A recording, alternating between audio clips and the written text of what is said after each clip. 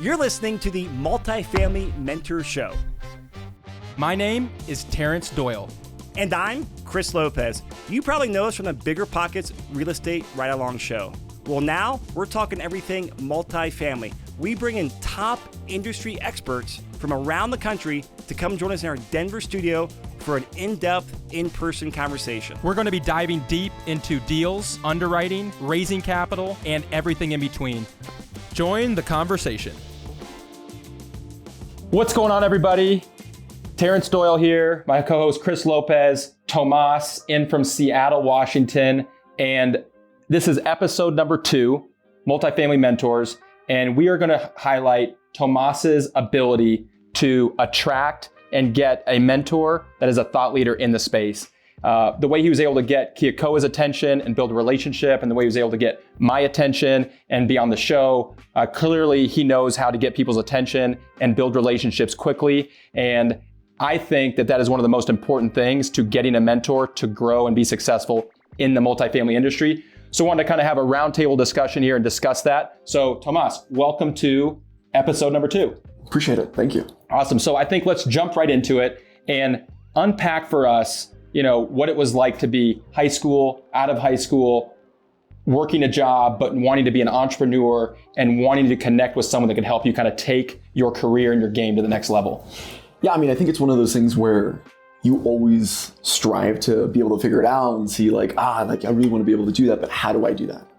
And I think that was, one of the things that I sought out the most was being able to find a mentor that could really help me out with, whatever my entrepreneurial journey would take me to.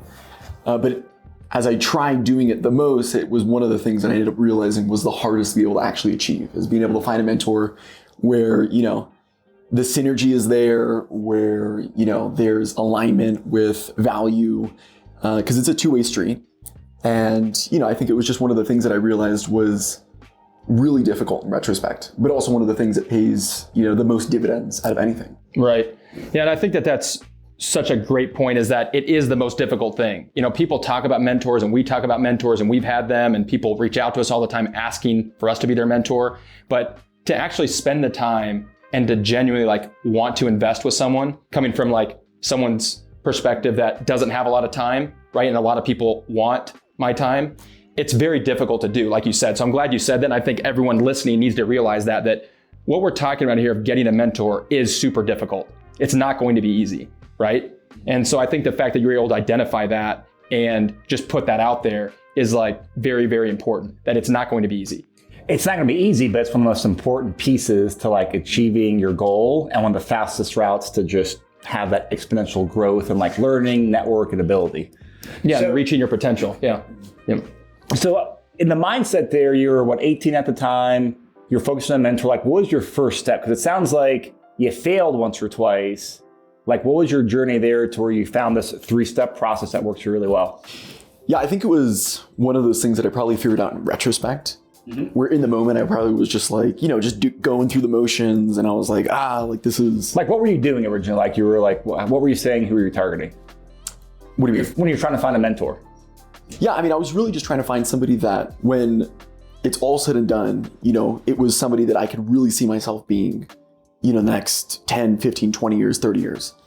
So it was really just trying to find that person that really I aspired to be. Right. But at the same time too was, the biggest hang up was being able to find where that person is, and then seeing whether or not that relationship is actually going to be what I ended up thinking it could be, which is where, they could be a mentor to me. And what does that actually look like, when you actually lay it out?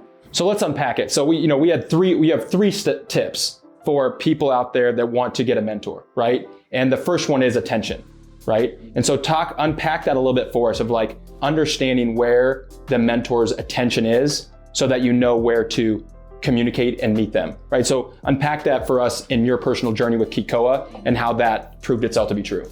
Yeah, with Kekoa, it was kind of an interesting story just because we had met each other at the gym. And, I think that's where, this first pillar comes from, which is attention. You have to figure out where that person is and where they're going to be spending their time, whether it's physically or digitally. Because it doesn't have to be through, in-person meetups or, running into him at a gym or at a coffee shop. Mm-hmm. But I think that in retrospect was one of the things that I learned was most important, was that you have to be able to figure out, where this person is spending a lot of their time and intersect with them at that time and place. So for me, it was really indirect, right? I didn't obviously know that Kekoa was working out of the gym. I didn't even know him when I was working out of that gym. But I just ended up meeting him, and one thing led into another, and I ended up working out with him, and then he had told me what he was doing within real estate, and then that ended up snowballing into me helping him out at one of those projects. So you didn't know, you saw him at the gym, but when you first saw him, you didn't know he was the real estate investor. You didn't know that portion. You saw him. Hey, you saw that face at the gym. Yeah. Okay. But from hearing your story, you knew that he was going to work out certain days of the week and times, right? And so when you say attention, like you knew that if I'm in the gym between 6 and 7 a.m., Monday, Wednesday, Friday, I'm going to be able to run into this person that I'm really attracted to and I can tell is a thought leader in his space. Yeah, for sure. So just being very thoughtful about their attention, knowing where they're spending time, either physically or digitally, is number one. So attention, understand where the mentor's attention is going to be. Number two is research, right? And this is one of the things that stuck out to me is that, when you sent me a message on Instagram and LinkedIn, you talked about your family being from Iowa, having Colombian heritage, and identified an issue that was going on with my link tree on my Instagram. You basically went through and said, hey, look, I love your page. I love this. Here's all the things we have in common. I'm in real estate. And oh, by the way, I went through your link tree and I found that there's kind of a bug in your system and I want to help you with it. So you researched kind of what I was doing and found the commonality, and talk about, kind of expand on that for us with Kekoa and to the audience for like what your advice would be, on research. Yeah, I mean, obviously it's like you can find yourself at a certain point where you end up running into this person and, now you're in their sphere. But then at that point, you need to be able to turn that relationship into something that actually will bear fruits, not only for yourself, but obviously for the person that, you're trying to get their time and their attention through. So I think one of the things that, when I look back on the situation that I realized was most important was being able to assess what they currently have going on in their lives and just really pinpointing the things that you could insert yourself into that gap of something that may not be working out super well, whether it's, really big on their list or really small on the list for priorities for them. For yourself too. I mean, it was just me going to your Instagram and just clicking on that link and realizing that it wasn't optimized for mobile, but it was optimized for desktop. Mm-hmm. And I'm like, cool. Well, if I wanted to reach out to Terrence and ask him a few questions about this project that I'm working on, I don't want to just reach out and, take away from your time without at least just trying to give you something back, or at least just showing you the thought of like, hey, I cared at least to bring up this little link tree issue. Mm-hmm. So I'd reached out to you and obviously didn't want to come across as just trying to ask, mm-hmm. right? So I ended up getting on the phone call with you. And then at the end of that phone call, it just turned into something where I was like, hey, I just wanted to bring this up to you. If you want, connect me to the person that's going to be able to help fix this problem. And I'd love to be able to help you out with it. So talk about, and I love that example. So talk about how that related to Kekoa as you got to know him. What are the things that you researched and saw that he was missing in his business, where maybe things weren't efficient or weren't streamlined, or he wasn't taking advantage of some opportunities that were probably low-hanging fruit? Yeah, so when I was with Kekoa, it was funny because being in a life that he's involved in on a daily basis, being in fix and flips, and he runs a property management company, construction company, it's chaotic. Right. So it was one of those things where after I'd helped him out with that initial, project of me like shoveling the snow to his driveways, it had turned into me just reaching out to him and being like, hey, I noticed that, you're just such a larger than life character. And I'd love to be able to like capitalize on that, because I think, your personality, if you were to put that on social, would create a really good presence, not only for yourself, but all your businesses. And I think it would just, pay dividends. And, initially that's what I started out doing, is I would just follow him around. I would document everything he does, post-produce it, then put it on YouTube, put it on Instagram, put it on Facebook. And then once I started going around all these different projects, then I started realizing it's like, hey, you were talking about this at that one meeting and I just wanted to make sure you remembered about it. So it slowly morphed into me becoming his assistant. But that was that progression. For me, starting out with something that can only really happen once, right? I mean, the snowstorm was just there, right, for a few days. But then it ended up me turning into as an assistant and so forth. So go a little more detail in here, because so you guys developed a relationship at the gym, and you knew at that time he was an investor. He knew that you were interested into investing. Is that correct? Yeah, and he was like, hey, shovel my driveway? No, it was more, honestly, it was more of just like the culture of it. Okay. Where I talked to a guy that I'm like, dude, like, you're awesome. You're larger than life, which is what I just said. I mean, that's really Kekoa in a nutshell. And, you know, like you are the epitome of the type of person that I would want to be in 20, 30 years. So I think it was more of the connection on the personality. Okay. Before it was, what do you do for work? And I think that was one of the things that I've learned that through this experience with Kekoa is that it's not necessarily what you're doing, but it's also the people that you're doing it with. Because culture is obviously like one of those things that everybody talks about. It's almost like a cliche that it's like, oh, you need to make sure everybody's a culture fit. But it's not until you see what it can do for your team that then you realize its importance. Right. Chris, talk about, because you have a lot of people that reach out to you through your podcast and your network. You know, talk a little bit about people that reach out to you and that you can tell they've done research on you, your business, and how that gets your attention. That's actually one of the things I wrote down is like, basically like, don't reach out if you ask, be very blunt, stupid questions or do zero research. Like people reach out and like, hey Chris, I need help with this, or tell me about this. I'm like, if you spent more than 20 seconds listening to a podcast or on Instagram, you would know this about me. So like, number one, don't reach out until you actually have a plan in place. You know something about the person, exactly what you did with Kekoa, with Terrence, because I mean, I get every week 10 plus emails, texts, DMs, all that stuff, and I ignore most of them. Just because I'm like, I don't have no time for like, oh cool, go grab a cup of coffee, or hey Chris, tell me about your business. What can I do to help out? Dude, give me a break. Like go spend 3 hours researching. You will figure out about my business and you'll see gaps in my business that I could help out as well. So what you do right there is like just 101. And if you want to translate it into, you know, back to like old in-person, you know, sales and networking techniques, it's that old saying, you have 2 ears and 1 mouth. So listen before you talk. And when it comes to online stuff, research before you outreach. It's the same thing on in-person. Like I'm gonna listen to Terrence before I start talking, or I'm gonna research Terrence before I start DMing him. So there's very basic things, like if you just do that, reach out with a connection and reach out with like a specific item you see, that relationship and specificity makes it so much more memorable and like, oh, you might get a response that way then. Oh, the last thing is be pleasantly persistent. That's one of my new kind of favorite phrases is being pleasantly persistent. Because I mean, we talk about this, we're like, oh, yeah, this person reached out. Well, they'll reach out like again or 2 or 3 more times. They're really interested in talking or working out to us. That's what busy people do. And not in a bad way necessarily, but just like you have 100 emails come in, you're gonna respond to 20 or 30 of them.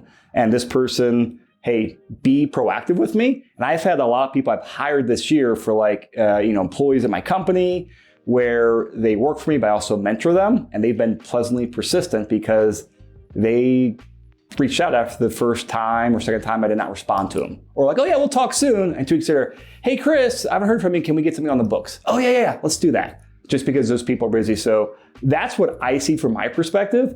And that's where I filter out people. Like if they don't do that basic research and they're not pleasantly persistent, they usually don't make it very far. What does that pleasant look like? Versus annoying. Define pleasant versus annoying. I'm trying to think of like a specific example on there. It's, a good frequency, like don't email me today and then email me again tomorrow. Like have some space into there, like don't be like every single day because then you are annoying. And when you come back again, have some space in the frequency and change up the message and do things, hey, bring something, a pain point back to the reminder as well. Like, hey, Chris, I want to follow up you again about this. Or, hey, I talked about this. Or, hey, I've been thinking since last time I reached out to you. Here's a few more ideas. Like, don't just loop back around, hey, can we talk again? The right frequency, but add another layer onto why you want to reach out and talk to. And that, to me, becomes pleasantly persistent, and you also become memorable. I want to add something to that, too, and I would just say that I think one of the things that I really try to focus on whenever I'm trying to follow up with somebody that I really want to be able to like engage with is making sure that you aren't adding more than you need to add. Getting right to the point, but also making sure that it's not adding on more fluff than there needs to be. But also understanding their situation and just being like, hey, I understand you're really busy. And even a 1 or 2 line reply would be awesome. Mm-hmm. Ooh, that's a great tip right there. Yeah. Be short, sweet, and ask for a quick reply. Because I know when I still reach out to people, there's always something I can mentor you up. There's always new mentors. Like I always go through new mentors. I always try to get new advice from people. And same thing, the stuff I'm saying now, I mean, last week I'm going through a massive marketing redesign right now. And through a couple of friends, they have some very successful people and some niches I want to become more successful in myself. They send a quick intro email, which helps out. But then my response is, I don't want to hop on a phone call. I sit there and I spent an hour the other day writing an email, a very detailed, brief email so the person can read in 5 minutes and know who I am, that I'm serious, what my plan is. And the response was like, hey, I appreciate this. This is great. Give me a week, I'll reach back out. Guess what? The person had not responded in 1 week. Guess what I did today? I was pleasantly persistent and followed up with the person. So it's always an ever-evolving game. But if you recognize, hey, I know you're busy, and for the sake of being respectful of your time, and for when I do get to meet with you, here's my initial thoughts. And that way I can see you put time into it and you have a basic game plan on there.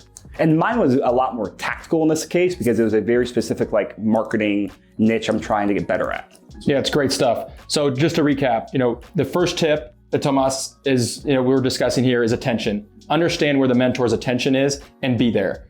The second one is research. You have to do research on the mentor or the person you're trying to connect with and understand what their business is, what they're doing, and where possible problems or holes are, right? And the last one, which is, a personal favorite of mine and something that you do extremely well from the little time I've known you, is come with a solution. There has to be value add, right? Because if you want to get close with someone and build a relationship, come with a solution after you've done research and know where their attention is. So do you want to expand on that as it relates to Kekoa and other people that you've been able to connect with digitally or in person? Yeah, I think it's a lot more simple than people probably want to make it out to be, but it really just comes through that research, right? Just take a look at what's going on in their lives. And, with that, you'd probably be able to pinpoint, a couple different things of like, hey, if I could offer anything to this person, it would be like the link tree in your example, or Kekoa needing help at one of his projects with just shoveling the snow at his driveway. So it doesn't need to be anything super, high level, critical thinking. It could even be something where it's just taking their time out of it. Yeah, you don't need to be able to write like a computer code for somebody. Something as little as, hey, I will go shovel snow. You just had a massive snowstorm. You don't have a maintenance guy or he's down. I'll go shovel snow. I realize you don't have a great social media presence. I can help document for you. The people that stick out in my mind are people that like, hey, I see that you're looking to get more into property management. We have a couple different tools, or we have some we have a relationship with this company. They might be able to help you with XYZ as it relates to property management. Or, hey, we just saw you post about hiring someone in construction. My cousin's looking at that. Can I set up a call for you? Or, hey, my, an in-law or brother, someone in my network can solve a problem that you just posted about. And I just want to know if you'd want to get on a call and discuss it and connect with them. So I just think when you do your research, like you said, being thoughtful about, hey, here are some solutions that are just low-hanging fruit that I can help them with. That's a great way to be memorable, stand out, and for them to want to invest some time in you. And I agree. And something else that Tomás has done really well that I always strive to be better at is, months ago when we first started talking, or, you kind of looped into our conversation for the show, I don't know, a month later, you sent out a couple books to us. Good to great, little Amazon personal note in there. Took 5 minutes of your time, but very nice. In episode 1, if the viewers notice or go back and rewatch it, there's probably some yellow cans somewhere in the shots. You stopped by a grocery store yesterday and got some sodas I've never had before from Colombia, a mutual connection, like some very small things that have absolutely nothing to do with like real estate, but they're very small, thoughtful, and memorable things. And like, I remember it, you remember it, we chat about. So those things too add a lot of just like, the fact that you care, you pay attention to detail, and that helps move the relationship forward, which I think you do a very, very good job at. Yeah, which is why you're here, right? Someone that's 20 years old, 2 years removed from high school, just is part of your first 150 unit deal in Las Vegas. You've been, basically an assistant to one of the top commercial multifamily brokers in Seattle, but yet you're on, one of the top multifamily shows in the country because of that, because you knew how to identify someone's attention, research, and come with a solution, and just very transparent about it. You don't come across as you have ulterior motives or you're trying to like pull a fast one. It's just very transparent, like, hey, here's who I am, here's what I'm trying to do, and can we do this together, and can we spend some time with each other so that you can grow. And I just think the entire experience has been really enjoyable. I'm super excited to see your growth, both in real estate and just as an entrepreneur. And I think the viewers the young viewers out there that are 16 to 24 that have that desire and that passion to want to be an entrepreneur, want to get connected with people that are successful or thought leaders in the space. I mean, I think watching your story, watching this episode, and applying these 3 or 4 points that we just went over, I think is going to be incredibly impactful. So we're going to have a few minutes from Kekoa, your mentor. He's going to talk about, his perspective of you guys connecting. And I think that's going to be a great way to kind of end the episode with him sharing, what are the things that you did to stand out with him. Awesome. Tomás, thanks for being here. Chris, great job.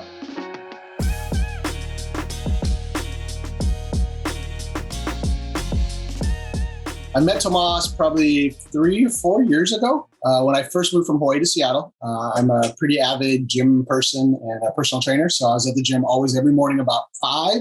And then Tomás was always there at the same time. And usually there's always a bromance that happens at the gym first because you see people that you think are cool and you just kind of stare at them, you look at them and, months go by and you just see them and you never talk to them. And then I think one day I saw him at Jimmy John's because he had broke his leg. And I was like, bro, what happened? And so that started the beginning of just a lot of conversations. And then little by little, he would just share that he was really interested in kind of exploring different things in life. And so he asked what I did. And I told him, I don't even know if I gave you a straight answer. I don't usually tell people what I do at first. But eventually we talked about real estate. And then he's like, yeah, I'd be interested. So I'm like, perfect. Why don't you come over? And it happened to be a snowy weekend. I'm like, I'll hire you. Why don't you shovel snow at 2 of my houses? And 2 of my houses had just massive driveways. Like, I mean, kid you not, 100-foot driveways sloped. And he's like, I'm down. And so I was like, yeah, all right, that's cool. And so he did it. And I was actually expecting much, but then I showed up and the driveways were like, absolutely, you could literally eat off of it. It was so clean, no ice, no snow. He had done ice melt. I mean, it was just gorgeous. And he had a smile on his face and it was like 2 degrees outside. And I was like, man, this guy's got a real positive attitude. And I think little by little, he would just come around and do stuff for me on the real estate administrative side. And then over time, it just kind of blossomed into a little bit more working relationship. People don't know how to figure us out. I mean, some people at first think that we're actually a couple, which I think is an honor. Because, if I had to be a couple with anybody, I mean, Tomás is a pretty good looking guy, so not so bad. But it's been great getting to know Tomás. He's got a super assertive personality that really sees opportunities and he seizes them. And our personalities are pretty similar in terms of the fact that we're both A-types. And so we literally like doing things well. But at the same time, we're also people who just like to have fun. So we're always at the gym. We see each other almost every single morning at the gym. And then we just enjoy just doing stuff together. So we travel quite a bit together now. And he's really turned out to be somebody who I really respect relative to his opinion and perspective, especially when we hit different clients with different needs. He's got a real good head on his shoulders for being 28 years old. So what did you see in Tomás that made you want to mentor him? Like some qualities or personality traits? I wouldn't even consider our relationship much of a mentor relationship per se. I think it's blossomed into a partnership relationship that I think he ends up having an opportunity to learn a lot. So there is a mentorship part there. But I'd be honest to say that he mentors me just as much. I mean, we do have a lot of years between us. I mean, not a ton, but there's some years between us. So he mentors me on the social media side, and he's like, "We got to do this, and we got to do this," and I'm like, really? We got to post every day, like every hour, and we got to post carrot cake. I mean, why would we do that? And so he equally adds a lot of value to my life. He mentors me in different areas. But I think the reason that I think I've really enjoyed having him on the team and working alongside him, even though he has no experience, like in terms of real estate, I don't even know if he knew how to spell it correctly at first.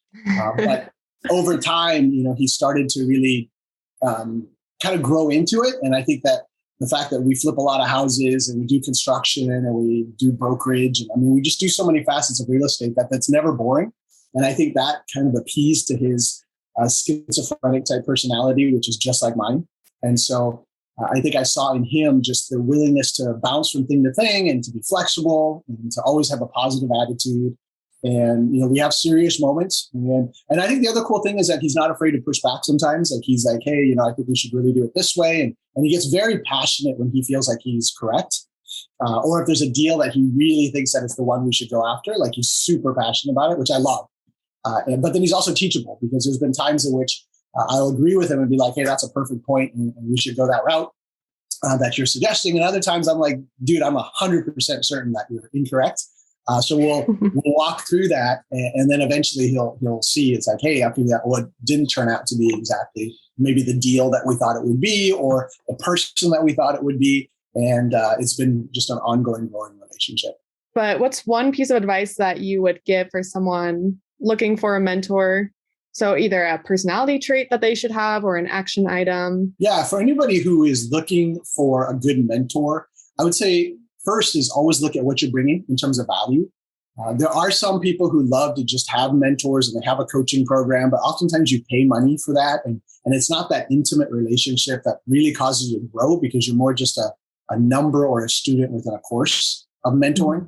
But in terms of an authentic relationship, whether it's like one-on-one or life on life, and really forging opportunities together, then if you're looking for some opportunity like that, you really got to find a way to bring a ton of value. So whether that's the value of some skills or the value of a mindset. So, you may not have skills, but you got a mindset to be like, hey, I'll do whatever it takes. I'll serve in whatever capacity. I'll scrape snow. I'll take out garbage. I'll make dinner if I need to, whatever it takes. So that way I can bring value to that relationship is pretty critical. I think the people that I would want to mentor under, like even, where I'm at in life, the people that I want to mentor under or be friends with in a mentoring type relationship, I'm always constantly thinking, if I'm going to have lunch with them, what am I bringing to that lunch that they're going to walk away and go, wow, that guy brought me value into my life. Mm-hmm. And I think that's the same question you would ask, whether you're in your 30s or whether you're in your 20s is, what can you do to bring that value? So that way somebody's like, hey, I want to see you again. I want to do stuff with you. I want to have you be a part of the team because the value you brought over the last 20 minutes is something that I want to see every day for the next 20 years. If I had to choose a number two, that is to be flexible. I think sometimes people go into a mentoring relationship with expectations. And when your ideals become your expectations, you get disappointed, right? So if your ideal is I'm going to get paid, or I'm going to get to ride in the company jet, or I'm going to get to do these cool things, or I get to sit in these certain meetings, and that's your ideal and that becomes your expectation, then when that doesn't happen, you start becoming disappointed and sometimes even frustrated. But if you go into it with just like a flexible attitude that says, hey, whatever I can do to be involved, bring value, to contribute, to help expand or grow the business, then that's somebody that I think every mentor would love to have on the team. All right, BiggerPockets. We are very tactical. We're very action oriented, and that matters when it comes to success in investing, success in life. So we always like to end our shows with a challenge, with an action plan that you can do out there. As I said in every episode, we are active in the comments. This is the second person that's reached out somewhat to the episode through the comments and is now on the show. So take note of that. So with that in mind, and the fact that we were about finding mentors and taking action, this is a great opportunity to go to the comments, post what type of mentor you're looking for, what value you can add, or go through the 3-step process here and put it out there. But you have to take action. Take a nugget from this episode and go out there and do it. And don't do it by yourself. Don't write it down on a piece of paper that no one sees.